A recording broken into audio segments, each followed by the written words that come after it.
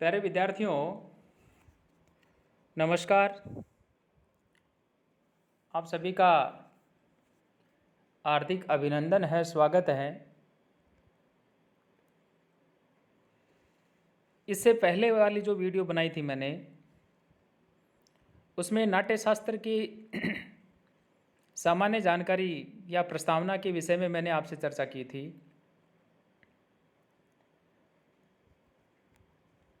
और चूंकि अब जो नाट्यशास्त्र के प्रमुख जो टीकाकार हैं उनके विषय में यदि हम चर्चा नहीं करेंगे तो हमारी बात जो है कुछ अधूरी रहेगी। नाट्यशास्त्र की जिन विद्वानों ने व्याख्याएं की हैं, उन विद्वानों के संदर्भ में जो कंपैरेटिव एग्जाम्स जो होते हैं उनमें भी पूछा जाता है। जैसे मैं चर्चा नेट की करूं, चूँकि एमए में जो विद्यार्थी आ जाते हैं या एमए फाइनल के जो विद्यार्थी होते हैं उस समय वो इस प्रकार की तैयारी जो है वो करनी शुरू कर देते हैं और करनी भी चाहिए।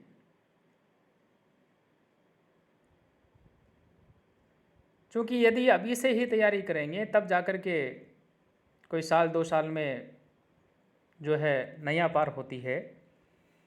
और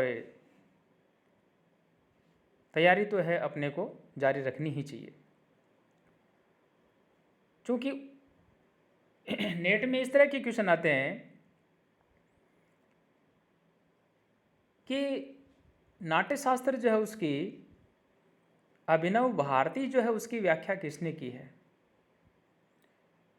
तो मैं समझता हूँ कि अब ये जो अन्य महत्वपूर्ण जो विद्वान हैं और जिन्होंने इनकी जो व्याख्याएं की हैं उनका भी जिक्र कर लेना यहाँ मेरे हिसाब से ठीक रहेगा। और वैसे भी ये आपके 7वां जो पेपर है वो 7वें पेपर की दृष्टि से भी महत्वपूर्ण है। वहाँ पर भी रस सिद्धांत की व्याख्या आती है, वहाँ चारों विद्वानों का नाम आता है। और यहाँ पर भी जो है इनका यदि मैं जिक्र कर दूँ तो कोई अतिशयोक्ति नहीं होगी। उनमें पहला नाम आता है भट्ट लोलट का।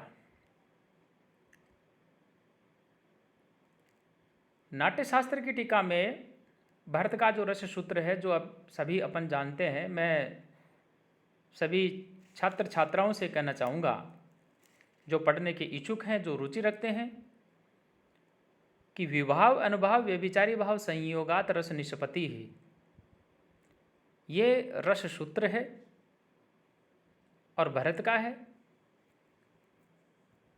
इसकी व्याख्या के संदर्भ में बहुत सारे जो विद्वान हैं उन्होंने बहुत सारे जो उदाहरण हैं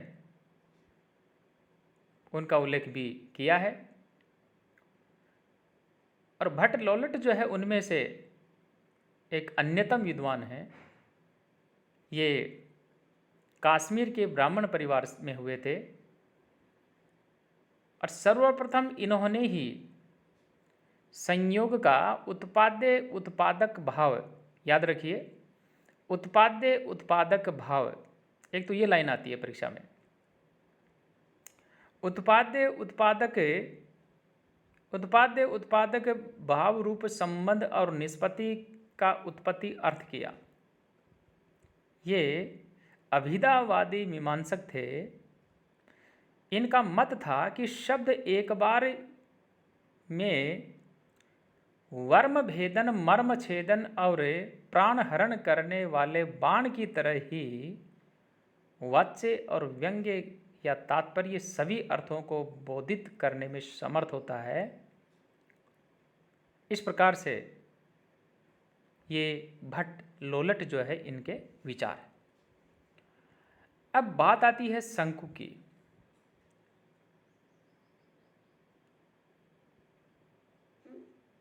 अभिनव भारती में शंकुक जो है उनका भी उल्लेख है और शंकुक भी संभवतः नाट्यशास्त्र के व्याख्याकार थे। वे मूलतः नैयायिक दार्शनिक थे। अलंकार शास्त्र पर दर्शन के प्रभाव की झांकी उनकी उन दिनों जो है स्पष्ट थी। और अनुमान की प्रक्रिया शब्द से अर्थ विशेष की प्रतीति में भी मान्य हो रही थी। श्री शंकुक ने रस की निष्पत्ति को रसानुमिति या ज्ञप्ति कहा था। ध्यान देंगे, श्री शंकुक ने रस की निष्पत्ति को रसानुमिति या ज्ञप्ति कहा था और विभावादि के संयोग को ज्ञापक भाव संबंध इन्होंने चित्रतुरग न्याय से रस का ज्ञान अन्य सभी प्रकारों से भिन्न एवं अन्यानुमीयमान विलक्षण कहा। इसमें दो तीन बातें आपको नोट करने वाली हैं। एक तो विभावादि के जो संयोग है ज्ञापक भाव संबंध कहा। एक ऑब्जेक्टिव टाइप यदि क्वेश्चन आते हैं वहाँ पर चित्रतुरग न्याय जो है ये बिंदु जो है ये नोट करने वाली बात है, क्योंकि ये परीक्षाओं के अंदर आए हुए हैं। तो इस प्रकार से यहाँ अन्यानुमीयमान विलक्षण कहा तथा सामाजिक में ही वासना की सत्ता कही और नट में अनुमित रस को उस वासना से सर्वमाण कहा है। प्यारे विद्यार्थियों, तीसरा नंबर आता है भट्टनायक का। भरत मुनि के रस सूत्र के जो भी व्याख्याकार हुए हैं उनमें भट्टनायक जो है वो भी बहुत महत्वपूर्ण विद्वान हैं। इन्होंने अपना नाट्य पर जो है कोई ग्रंथ, या यूँ कहें कि इनका अपना नाट्य पर जो है कोई ग्रंथ नहीं था। हृदय दर्पण संभवतः इनकी कृति जो है मानी जाती है, जिसका उल्लेख जो है अभिनव गुप्त ने जो है लोचन और भारती में इसका उल्लेख किया है। यह ग्रंथ अवश्य ही ध्वनि का खंडन परक रहा होगा। राजानक महिभट्ट ने अपने व्यक्ति विवेक में अष्टदर्पण मम दीहि द्वारा ऐसा ही संकेत जो उन्होंने किया है। इनका वाद, ध्यान देंगे, इनका वाद भुक्तिवाद है और इनके अनुसार रस की चर्वणा अर्थात भोग होता है। भावकत्व और भोजकत्व व्यापार द्वारा रसानुभूति होती है। भावकत्व व्यापार ही साधारणीकरण व्यापार है, जिससे अनुकर्ता या अनुकार्य के विभाव आदि का सामाजिक की वासना में अंतर्भाव हो जाता है और वे विशेषता को छोड़ करके साधारणतया प्रतीत होने लगते हैं। इस प्रकार से ये जो भट्टनायक है इनका जो है भुक्तिवाद का जो सिद्धांत है रस के विषय में जो कहा, ये कहते हैं कि रस जो है चर्वण है, अर्थात रस जो है भोग होता है। और चौथे विद्वान आते हैं अभिनव गुप्त। नाट्य शास्त्र के ऊपर उपलब्ध एकमात्र टीका अभिनव भारती के कर्ता अभिनव गुप्त थे। ये क्वेश्चन याद करना है। नाट्य शास्त्र के ऊपर उपलब्ध एकमात्र टीका यानी अभिनव भारती के कर्ता अभिनव गुप्त थे। अपने युग के एक बहुत ही माने या प्रसिद्ध या बहुत ही सम्माननीय आचार्य एवं बहुत ही उत्कृष्ट लेखक थे। आपकी गति, काव्य, नाटक, दर्शन, तंत्र आदि सब में जो है समान रूप से थी। ये शैव दर्शन के विशेष ज्ञाता थे।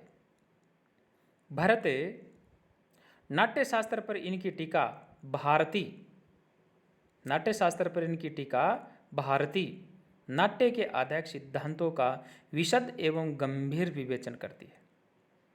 इनके अपने सिद्धांत थे। ये अनुकृति को नाट्य का लक्षण नहीं मानते थे। नाट्यम भावानुकीर्तनम कि इन्होंने नाट्य लक्षण के रूप में बड़ी ही सूक्ष्म और विस्तृत व्याख्या की है, मीमांसा की है, विवेचना की है, समालोचना की है। इनकी भाषा शैली और विषय विवेचन अभूतपूर्व है और ये शंकराचार्य के समकक्ष जो है आचार्य हम जो है इनको कह सकते हैं। तो प्यारे विद्यार्थियों, इस प्रकार से ये 4 आचार्यों का मैंने जो उल्लेख किया है, ये चारों आचार्यों के विषय में एक सामान्य जो जानकारी थी। यहाँ हल्का सा जो है इशारा कह सकते हैं हम, हिंट कह सकते हैं हम, यानी इस प्रकार के जो प्रश्न हैं वो आपको तैयार करने हैं। तो सभी, मैं समझता हूँ कि सभी विद्यार्थी जो है इसके विषय में विचार करेंगे, सुनेंगे, समझेंगे, क्वेश्चन तैयार करेंगे। सभी विद्यार्थियों का बहुत बहुत आभार। जय भारत।